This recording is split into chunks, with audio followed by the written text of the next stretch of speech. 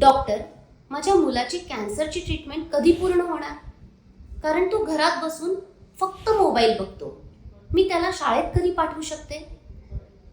नमस्कार, मी doctor Shraddha Chandak, pediatric hemato oncologist, केपॉन्ड हॉस्पिटल, छत्रपती संभाजीनगर. ही खूप कॉमन समस्या आहे, मोबाईल ॲडिक्शन.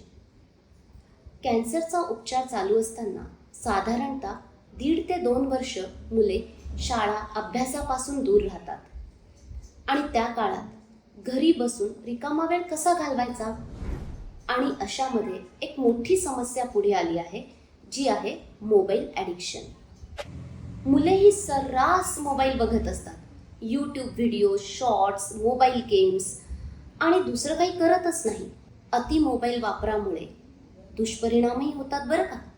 आणि ती म्हणजे एकाग्रता कमी होणे, चिडचिडापणा वाढणे, मुलांची मानसिकता बदलते.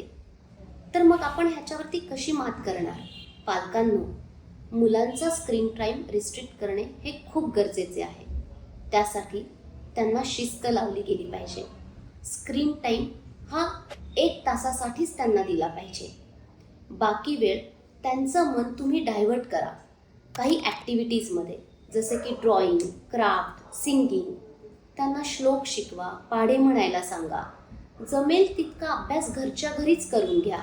त्यांना होमवर्क द्या, ज्याच्यामुळे त्यांचं मन रमेल आणि त्यांचा वेळही जाईल आणि मुलं मोबाईलपासून दूरही राहतील. धन्यवाद.